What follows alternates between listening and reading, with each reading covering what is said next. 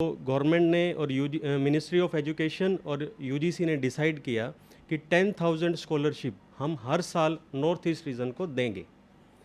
तो उसके सर, ये जो 10,000 बच्चों की जो स्कॉलरशिप सरकार अनाउंस कर रही है, क्या इसमें कोई जाति धर्म को भी या कोई रिलीजन को, ऐसा कोई कास्ट क्रीड जैसी कोई बातें हैं इसमें? सर, हमारा जो समाज है ना, जो जहाँ तक ये स्कीम पहुँचने की ज़रूरत है, एक तो पढ़ा लिखा समाज है, मिडिल क्लास नहीं है, वो अपर मिडिल क्लास, वो तो सारी अंग्रेजी समझ जाता है जी। वो सारी बातें समझता है, अपलोड कर लेता है, उसको जो चीज़ें फॉर्म भरनी है भर लेता है। लेकिन सर, असलियत ये है कि एक ऐसा भी बच्चा है जो इन स्कीमों को सुनता है आपके ज़रिए, समझता भी है, लेकिन उसके घर में इंटरनेट नहीं है, उसके पास स्मार्टफोन नहीं है। मेरा सवाल ये है सर, जैसे हम मान लीजिए आपको उन बच्चों के लिए एक सवाल मैं आपसे पूछ रहा हूँ कि डायरेक्ट हम उनको यहाँ बुला लें जी। इस आह्वान के बाद, इस चैनल के, असल में ये जो पूरा प्रोग्राम है उनको डेडिकेटेड है, जो ज़रूरतमंद छात्र हैं उनको हम डायरेक्ट यहाँ बुला लें।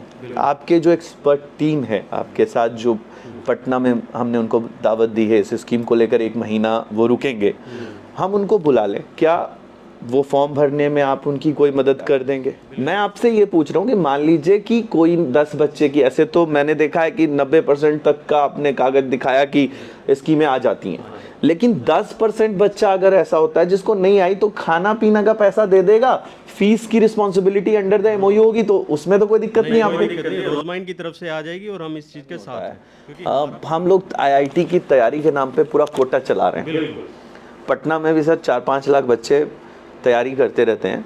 आईआईटी की फीस के बारे में चर्चा ही नहीं होती है। जैसे प्रगति स्कॉलरशिप जिन राज्यों में सरकार ने ऑल को सर कर दिया, उसमें प्रगति स्कॉलरशिप में एक अनाउंसमेंट की सरकार ने कि all candidate are eligible if the candidate belong to that such places.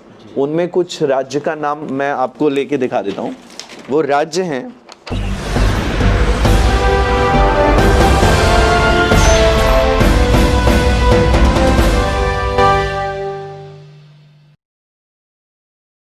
नमस्कार, अस्सलाम वालेकुम। आप देख रहे हैं न्यूज़ चक लाइव और आज हमारे बीच हरियाणा से आए हुए हैं गेस्ट। हम अपने पैनल में आज जिन गेस्ट को बुला के आपके साथ उनका इंट्रोडक्शन करने वाले हैं वो बहुत ख़ास हैं, हमारे मेहमान हैं। इससे पहले कि हम गेस्ट से बात करें, आप इस चैनल को देख रहे हैं और आपका जो प्यार मिल रहा है, इसकी वजह से हमने कई सीरीज़ की शिक्षा पे, और सबसे अच्छी बात ये रही कि पूरे देश भर से जिस तरह युवाओं ने इस चैनल को पसंद किया और इस पूरे पैनल में आए हुए गेस्ट को रिस्पांस मिला, हम जानकारियों को आप तक पहुंचा रहे हैं, स्कीम्स को आप तक पहुंचा रहे हैं। देश भर में स्कॉलरशिप प्रोग्राम्स कागज़ों में सीमित ना रह जाएं और वो बच्चे जो इस योजना से जुड़कर लाभ उठा सकते थे, उन तक ये आवाज़ नहीं पहुंची। कई वर्षों में हमने पाया चैनल्स मसालेदार न्यूज़ तो बनाते हैं, ब्रेकिंग न्यूज़ तो बनाते हैं, लेकिन सब कुछ होते हुए भी देश के युवाओं के हित में कई प्रोग्राम्स कागज़ों तक सीमित रह जाता है। इसी सिलसिले में हम कई शिक्षा पे सीरीज़ कर रहे हैं, एफिलिएशंस पे सीरीज़ कर रहे हैं और आपका प्यार मिल रहा है। हम चाहते हैं जिन्होंने इस चैनल को अब तक नहीं देखा है वो हमारे यूट्यूब चैनल पे सब्सक्राइब करें, फेसबुक पे हमें ज्वाइन करें, ताकि हम और भी बेहतर जानकारी आप तक ला सकें। हम मिलते हैं अभी अनुज जी से, जो हमारे हरियाणा से आए हुए गेस्ट हैं और BRCM इंस्टीट्यूट में एक प्रिंसिपल के रूप में कार्यरत है।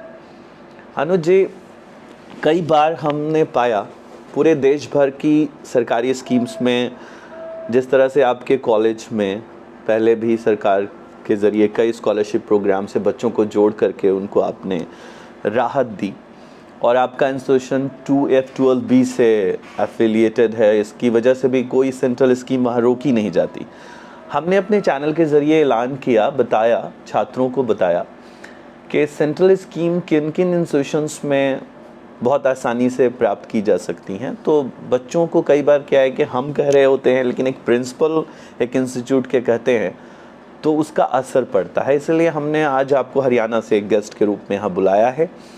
तो जब हम बात कर रहे हैं इन सारे स्कीमों पे, आज हम 2 स्कीमों की चर्चा करेंगे आपके साथ। एक Ishan Uday university grant commission की स्कीम है जो कि बहुत फ़ायदेमंद है नॉर्थ ईस्ट कैंडिडेट के लिए, ख़ासकर जो नॉर्थ ईस्ट से प्लान करते हैं और साउथ इंडिया की तरफ मूव करते हैं, नॉर्थ इंडिया की तरफ मूव करते हैं। हमारे हरियाणा पंजाब उनका पहला पसंद होता है, एनसीआर उनकी पहली पसंद होती है। तो ईशान उदय स्कीम जो सरकार की है उसके बारे में क्या जानकारी बच्चों को देना चाहेंगे आप? सबसे पहले नमस्कार सभी को। यूनिवर्सिटी ग्रांट कमीशन की तरफ से ईशान उदय जो स्कीम है वो नॉर्थ ईस्ट रीजन के लिए शुरू की गई है और ये 2014 में ये स्कीम लॉन्च की गई थी नॉर्थ ईस्ट रीजन के लिए। पर्पज़ और ऑब्जेक्टिव इसका था कि ग्रोस इनरोलमेंट रेशियो जो है वो इंक्रीज़ करना है, जो कि नॉर्थ ईस्ट में थोड़ा सा अभी कम है। तो गवर्नमेंट ने और मिनिस्ट्री ऑफ एजुकेशन और यूजीसी ने डिसाइड किया कि 10,000 स्कॉलरशिप हम हर साल नॉर्थ ईस्ट रीजन को देंगे। तो सर, ये जो 10,000 बच्चों की जो स्कॉलरशिप सरकार अनाउंस कर रही है, क्या इसमें कोई जाति धर्म को भी या कोई रिलीजन को, ऐसा कोई कास्ट क्रीड जैसी कोई बातें हैं इसमें? नहीं सर, इसमें कोई भी अप्लाई कर सकता है, बट जो सेंटर गवर्नमेंट की रिजर्वेशन पॉलिसी है वो इसके ऊपर भी लागू होगी। जैसे कि मान लो टोटल 10,000 है तो 50% जनरल के लिए रहेगा, 27% ओबीसी के लिए रहेगा, रिमेनिंग डिसेबल्ड और आपका SC ST के लिए रहेगा। जो सेंटर गवर्नमेंट की रिजर्वेशन पॉलिसी है वो इसके ऊपर भी इम्प्लीमेंट होगी। मतलब कि कोई भी छात्र जो किसी धर्म का मानने वाला हो और वो अच्छे मार्क्स लेके आया है, एलिजिबल है, तो ऐसी ये जो स्कीम में जब वो शामिल होता है, आपके इंस्टीट्यूशन की मान लीजिए उसको सारे लेटर्स मिल जाएं और आप उसको इनरोल कर लें, उसको बोनाफाइड मिल जाए, एडमिशन लेटर मिल जाए, तो उसके अप्लाई का तरीका में आप कोई मदद करते हैं या फिर सारा कुछ छात्र को खुद से करना होता है? कोई भी कॉलेज या यूनिवर्सिटी उसकी हेल्प करेगा, बट इस स्कॉलरशिप के लिए एक पोर्टल है, national scholarship portal, that is NSP। तो student have to enrolled on the national scholarship portal.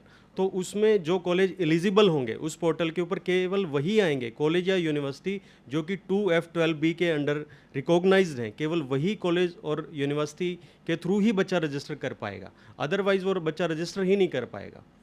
इसका मतलब ये हुआ कि उस नॉर्थ ईस्ट जोन का कोई भी छात्र इसके लिए एलिजिबल होगा, उस पोर्टल पे जाके वो खुद को इनरोल कर रहा होगा और आपकी तरफ से मान लीजिए इंस्टीट्यूशन क्या उसमें रोल निभा, मान लीजिए कोई आज क्या है sir? Institute has to verify the details of the student, enrol student, क्योंकि सबसे पहला स्टूडेंट हैव टू रजिस्टर, उस सबसे पहले स्टूडेंट को रजिस्टर करना है, उसके बाद इंस्टीट्यूट उसको वेरीफाई करेगा। मैं उससे भी नीचे स्तर की बात करता हूँ। क्या होता है सर, स्कीमें तो बनती हैं कागजों पे, बड़े काबिल लोग IAS IPS सोचते हैं कि हम जो भी बता रहे हैं वो सब डिलीवर हो चुका है, समाज तक पहुंच चुका है। सर, हमारा जो समाज है ना, जो जहाँ तक ये स्कीम पहुँचने की ज़रूरत है, एक तो पढ़ा लिखा समाज है, मिडिल क्लास नहीं है, वो अपर मिडिल क्लास, वो तो सारी अंग्रेज़ी समझ जाता है, वो सारी बातें समझता है, अपलोड कर लेता है, उसको जो चीज़ें फॉर्म भरनी है भर लेता है। लेकिन सर असलियत ये है कि एक ऐसा भी बच्चा है जो इन स्कीमों को सुनता है आपके ज़रिए, समझता भी है, लेकिन उसके घर में इंटरनेट नहीं है, उसके पास स्मार्टफोन नहीं है। मेरा सवाल ये है सर, जैसे हम मान लीजिए आपको उन बच्चों के लिए एक सवाल मैं आपसे पूछ रहा हूँ कि डायरेक्ट हम उनको यहाँ बुला लें जी। इस आह्वान के बाद इस चैनल के, असल में ये जो पूरा प्रोग्राम है उनको डेडिकेटेड है जो ज़रूरतमंद छात्र हैं, उनको हम डायरेक्ट यहाँ बुला लें। आपके जो एक्सपर्ट टीम है आपके साथ, जो पटना में हमने उनको दावत दी है इस स्कीम को लेकर, 1 महीना वो रुकेंगे, हम उनको बुला लें, क्या वो फॉर्म भरने में आप उनकी कोई मदद कर देंगे?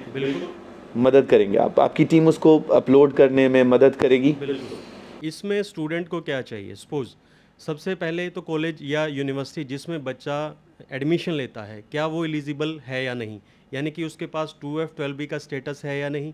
अगर अंडर सेक्शन 3F की डीम्ड टू बी यूनिवर्सिटी है तो क्या उसके पास सेंट्रल ग्रांट लेने के लिए एलिजिबिलिटी है या ये नहीं। कॉलेज की एलिजिबिलिटी की बात कर रहे हैं सर, आपके बच्चे की? बच्चे को एलिजिबल कैसे मानते हैं? बच्चे के लिए सपोज कोई बच्चा बीटेक करना चाहता है, जो भी जिसकी एलिजिबिलिटी है वो वही रहेगी।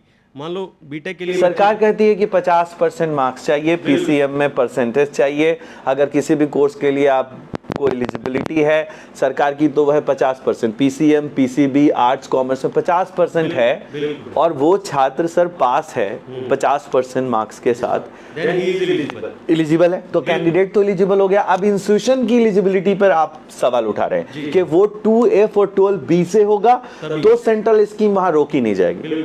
ठीक है, कई बार क्या होता है कि छात्र ये समझते हैं कि इतना बड़ा प्रोग्राम है, मैं एलिजिबल हूं कि नहीं, मुझे कौन से एग्जाम्स लिखने होंगे। ये जो प्रिंसिपल साहब हैं उन्होंने बड़ी क्लियरली कहा कि एक बच्चा जो 50% के मार्क्स से पास है वो आए। इन्होंने जो टीम बैठाई है पूरे पटना के अंदर में, ऐसी सेवा, सच में ये देश सेवा है। ग्रॉस इनरोलमेंट रेशियो को बढ़ाने में जिस तरह से अनुज जी का योगदान रहा है पिछले कई वर्षों से हमारे साथ, और इतने दूर से आकर के जिस तरह उन्होंने अपनी टीम को इस काम के लिए डेडिकेटेड होकर लगाया, तो ये साफ जाहिर होता है कि सिर्फ कागज़ों में नहीं रहेगी स्कीम। अगर बच्चा चाह ले और उनके अभिभावक नॉर्थ ईस्ट से मूव कर जाएं। अब कुछ लोग क्या कहते हैं अनुज जी, बहुत दूर है, नॉर्थ ईस्ट से बिहार बहुत दूर है, हमने बिहार को इसका सेंटर बना दिया है, लेकिन नॉर्थ ईस्ट से दिल्ली आना भी उतना ही दूर है, बिहार भी आना दूर है। अगर वो बिहार आते हैं 5,000-6,000 का खर्च हो जाएगा। इस स्कीम में प्रति माह, आज जैसा कि आपने मुझे अभी बताया कि 7,000 रुपया प्रति माह छात्र को मिलेगा, 12 महीने तक मिलेगा। बिल्कुल 12 महीने तक ही पर मंथ, इसमें सर 7,800 पर मंथ की स्कॉलरशिप है बच्चे के लिए। तो 7,000 क्या हर महीने उनके बैंक में आता है या इंस्टीट्यूशन के बैंक में आता है, कैसे होता है ये एक साथ एनुअली आएगा, स्टूडेंट के अकाउंट में आएगा। एनुअली आता है, एक साथ आता है, एक साथ आएगा। तो इनरोलमेंट के बाद अगर कोई छात्र, हमने उनकी इनरोलमेंट कर दी, आपने उनको लेटर दे दिया और फिर कैंपस बच्चा पहुंच गया। सर बच्चा तो मान लीजिए 1 महीने का खर्चा लेके जाएगा 4-5 हज़ार रुपया, सारे डॉक्यूमेंट्स वेरीफाई कर लीजिएगा आप, उसके बाद उसकी आप रिपोर्टिंग दे दीजिएगा। बच्चा सर वहाँ पहुँच गया 4-5 हज़ार रुपये लेके, बाकी चीज़ें क्या सेंट्रल स्कीम को संभालना या उससे पूरी चीज़ें लेना, सरकार तक जो कागजात पहुँचाने हैं, मदद करने, जो आप बच्चे से मांगेंगे बच्चे से हम दिलवा देंगे। तो वहाँ से अगर नहीं मिली तो रोजमाइन संकल्प प्रोग्राम जो है सर हम चला रहे हैं, हमने कई वर्षों से इसको चलाया, जैसे आप जानते हैं इस प्रोग्राम के बारे में, आपके यहाँ मेरे कई बच्चे पढ़े भी हैं, 54 बच्चे पढ़े। तो सर मैं ये जानता हूँ कि मैं तो उनको खाना पीना नहीं दे पाऊंगा, पढ़ाई की पूरी फीस की जिम्मेदारी अंडर द MOU हम ले लेंगे। क्या परसेंटेज रहेगा ऐसा कि हमने उनको दे दिया 50-100 बच्चे आपके यहाँ पहुँच गए, 200 बच्चे मैंने आपको दे दिए, कितना % बच्चों का रिजेक्ट होता है एक साल? सर इसके अंदर जैसे कि 10,000 थ्रू आउट द कंट्री है, जो 10,000 जो स्टूडेंट्स इसमें अप्रूव होंगे थ्रू आउट द कंट्री है, बट जो गरीब बच्चा है वही इसके लिए अप्लाई करता है जनरली। आप वाली बात है कि जो बच्चा अपर क्लास जो बच्चा है, हायर अपर क्लास जो बच्चा है, जो ट्यूशन फीस 4 से 5 लाख, सपोज हम IIT और NIT की बात करते हैं आज के टाइम, IIT के अंदर भी जो फीस है आज के टाइम 2 लाख पर एनम है। ठीक है, तो वो ईशान उदय के लिए इतना इंटरेस्टेड नहीं होगा।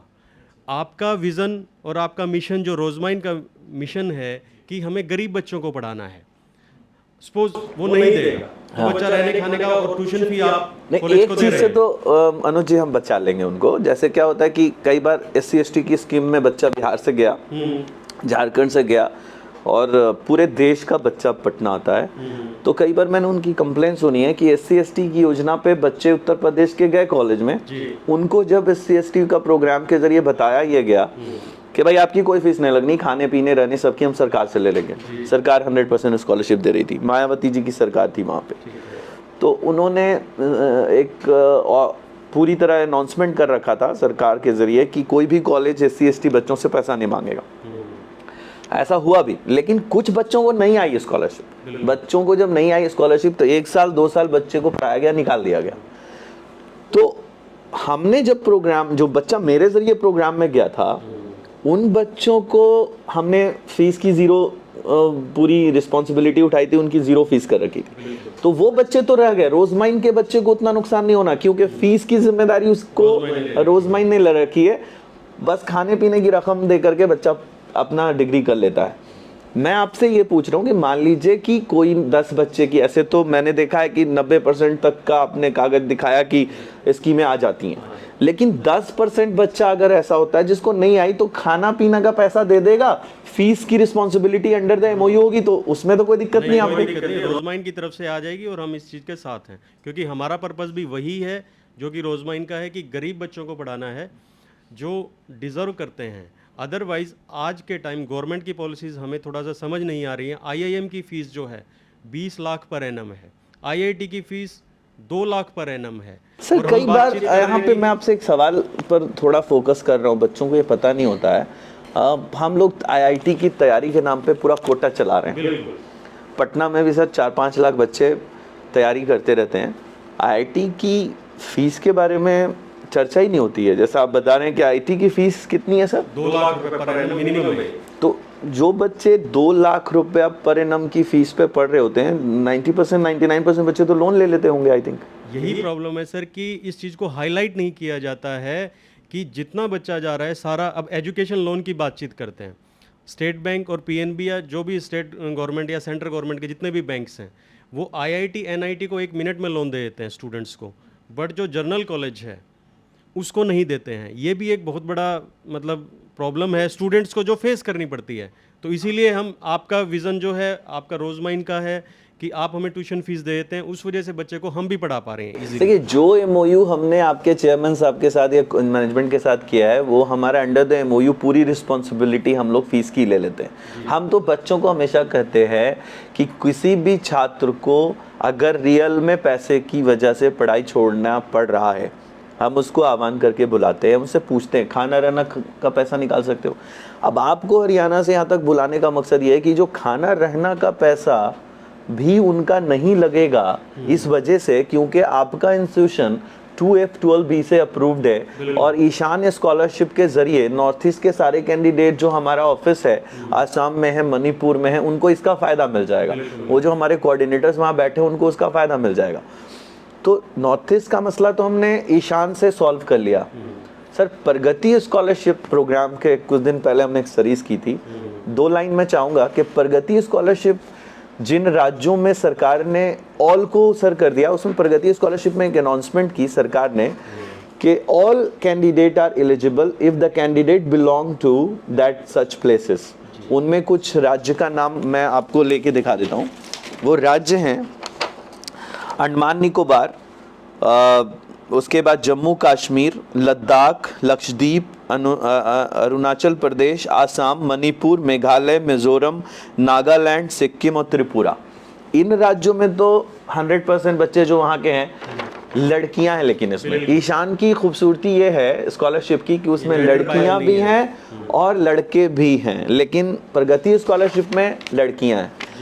तो इसमें कितना चांस रहता है सर कि स्कॉलरशिप लड़कियों को मिल जाएगी? इसमें सर 100% चांस है। जो आपने 13 स्टेट्स के नाम लिए हैं, जितने भी स्टूडेंट्स एलिजिबल हैं वो अप्लाई करेंगे तो उनको मिलेगा ही मिलेगा। 50,000 पर ईयर मिलेगा। अच्छा, इतनी स्कीमें हैं सरकार की जी। हमने देखा कि हॉस्टल की फीस भी 60-70 हज़ार से ज़्यादा नहीं होती है। अगर हम तो इस बारे में सरकार के साथ भी बैठेंगे, बात करेंगे कि अगर हम 2 योजनाओं को एक साथ जोड़ दें, जैसे हम मुहिम चला रहे हैं, संकल्प योजना है हमारी, हम जाते हैं कॉलेजों के मालिकों से मिलते हैं, उनसे बात करते हैं, निगोशिएट करके बच्चों के लिए एक ऐसी योजना ले आते हैं कि फ़ीस नहीं लगती, और फीस में हम जो लगती है उसकी जिम्मेदारी उठा लेते हैं। अगर उस योजना, हमारी योजना के साथ ये सारी योजनाएं जुड़ जाएं तो खाने का भी मसला ख़त्म हो जाएगा। और भारत चाहता है कि भारत अमेरिका के बराबर ग्रॉस एनरोलमेंट रेशियो बढ़ा ले और टक्कर पे आ जाए।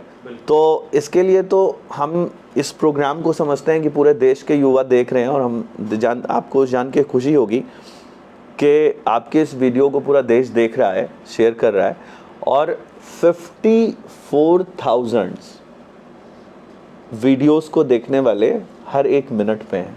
आपको खुशी होगी कि एक बड़ा पैनल आज आपके साथ डिस्कशन में युवा इस प्रोग्राम के साथ है। मैं एक सवाल और आपसे जानना चाहता हूँ कि कई बार घर बैठे बच्चा बोलता है कि हमें सर फ़ोन पे सारी स्कीमें बता दीजिए। जी। आने के लिए भी हेजिटेशन है पेरेंट्स में, क्या गाइडेंस देना चाहेंगे उनको? फ़ोन पे सर संभव नहीं है सारी चीज़ें बताना। बिल्कुल है सर कि फ़ोन पे पॉसिबल नहीं है, but due to COVID reason कई बार ऐसा हुआ बीच में, जैसे कि अब तो थोड़ा ठीक हो गया है।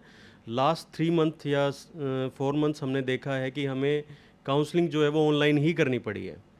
तो उसके लिए नई डेवलपमेंट हुई है कि चलो हमने जूम के थ्रू या वट जो भी ऑनलाइन। आपकी टीम पटना में बैठी है। जी।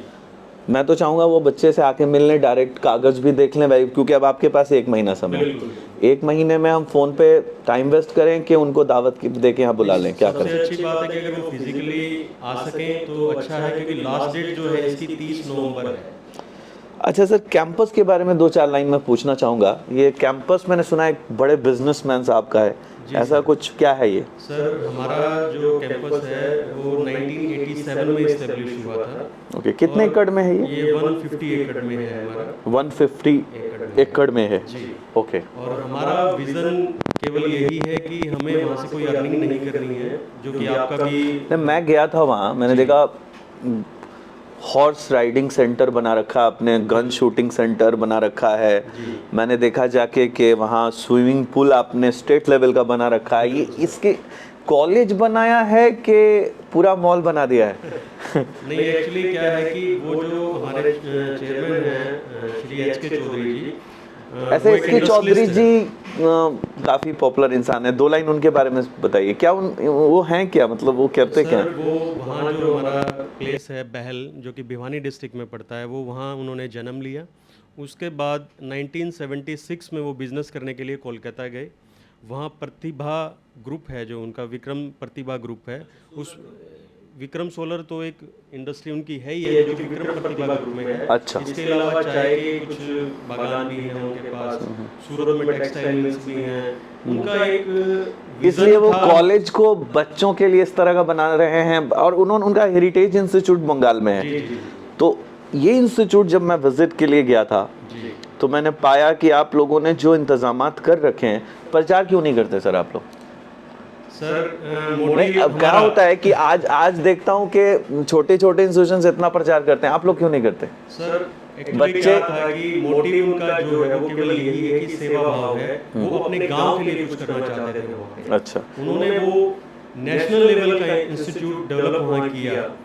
बट अब वही बात है कि थोड़ा लास्ट 5 ईयर से ये चीज़ें आ गई कि वी हैव टू मार्केट में हमें जाना पड़ेगा। अच्छा, बताना पड़ेगा। बताना पड़ेगा। देखिए, मैं तो ये चाहूँगा कि कई बार इतना बड़ा आपका कैंपस, इतनी क्वालिटी आप लोग दे रहे हैं, देश के उन बच्चों तक तभी पहुंच पाएगा ना जब आप देश को बताएंगे।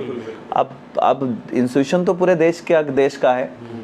रोजमाइन ने सर चाहा है, ख्वाहिश है हम लोगों की, हम संकल्प योजना की तरफ से आपसे चैनल पे ही बोल रहे हैं, 250 सीटें हम चाहते हैं अगले साल के लिए। बात कर पाएंगे? क्या हो सकता है पूरे ग्रुप के लिए? नहीं, इतना नहीं, पूरे ग्रुप के लिए कोशिश करेंगे। कोशिश करिए। क्योंकि इस बार हमने, जैसे कि आप मुलाकात हुई हमारी, तो हमने 50 सीटों के लिए आपसे एमओयू किया था। ओके सर, वहाँ हॉर्स राइडिंग सेंटर वगैरह, जो मान लीजिए हमने 50 सीटें तो सर हमने कर दी, हम आपको भेज देंगे। हम अगले साल मांग रहे हैं आपसे बड़ा सीट।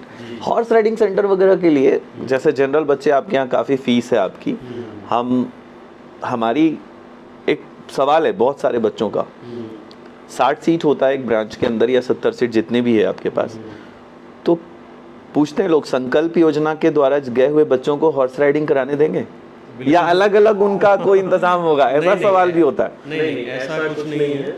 वो थोड़ा सा डिसिप्लिन को मेंटेन, कुछ ऐसा उसका चार्ज नहीं है हैवी कि बच्चा वो कर ना पाए।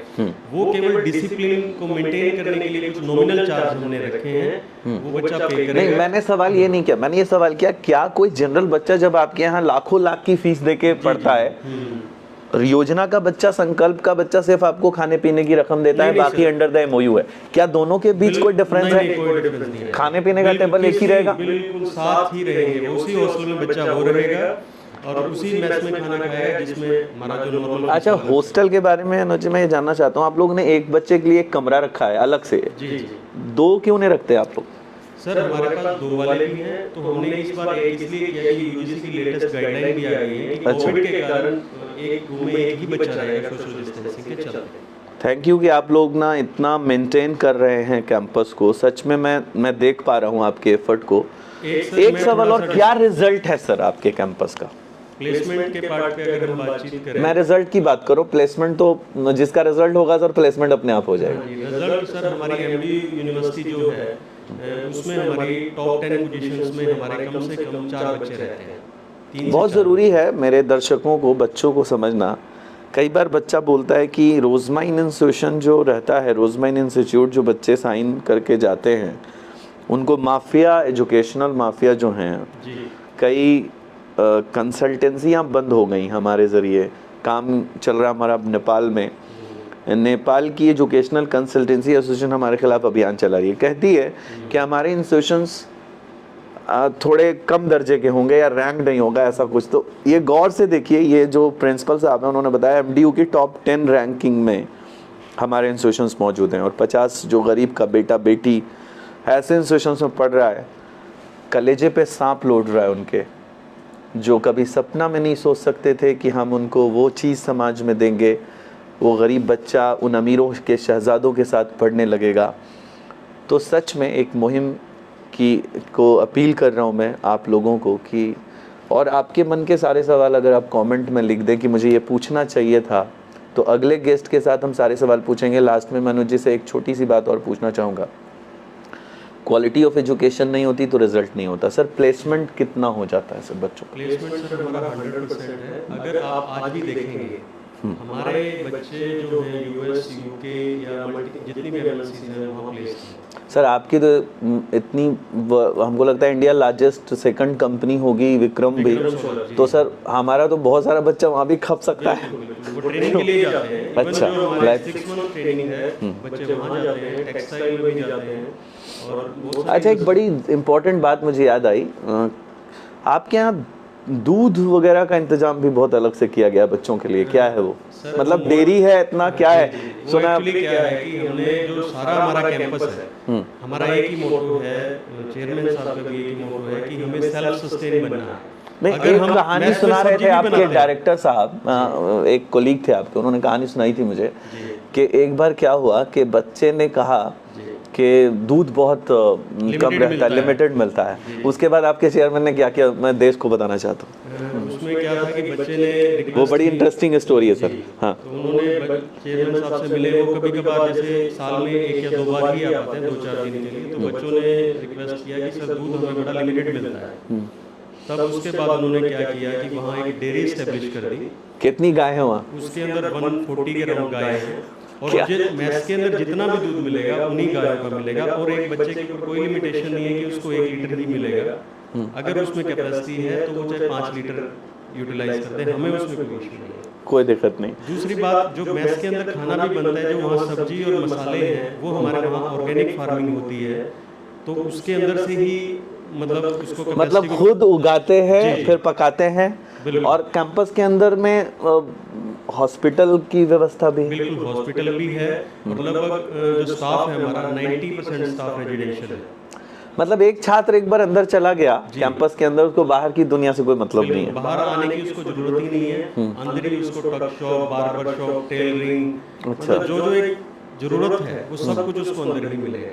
मैं मनोज जी का अपने चैनल की तरफ से बहुत शुक्रिया अदा करता हूं कि वो हरियाणा से चल के अपनी टीम के साथ पटना आए, एक एक्सपर्ट राय में हमारे साथ बैठे, बच्चों को गाइड किया। और मैं एक रिक्वेस्ट करता हूं अपने युवाओं से कि इस तरह की कन्वर्सेशन को सुनने में वक्त देते हैं अगर आप, तो कई जानकारी आपको मिलती है, प्रैक्टिकल जानकारी होती है आपकी। हम अपने इस चैनल के ज़रिए यही दिखाना चाहते हैं, समझाना चाहते हैं कि योजनाएं ज़मीन तक कैसे आप तक पहुँचें, योजनाओं का एक्सप्लेनेशन आप तक पहुँचे, आप योजनाओं को समझें और सरकार की आई हुई इतनी बड़ी बड़ी स्कॉलरशिप आपके दहलीज तक पहुँच जाए। और हमारी योजना जो मिशन संकल्प हम चला रहे हैं, इसमें आप हमारे साथ जुड़े, हमारे एसोसिएट बन करके, हमारे मेंटर बन करके, हमारे गार्जियन बन करके और हमारे दोस्त बन के, फेसबुक फ्रेंड बन के, यूट्यूब में चैनल हमें ज्वाइन करके इस मुहिम को देश की एक सफल मुहिम बनाने के लिए आप सबका बहुत बहुत शुक्रिया। देश में इस पूरे प्रोग्राम को पहुंचाने के लिए आप सबका बहुत बहुत शुक्रिया। आप इस चैनल को देख रहे हैं, पसंद कर रहे हैं, इसके लिए हम आपका बहुत धन्यवाद देते हैं आपको, और उम्मीद करते हैं कि अगले सीरीज़ में अगले गेस्ट के साथ हम आपके साथ मिलेंगे। नमस्कार, अस्सलाम वालेकुम, खुदा हाफ़िज़।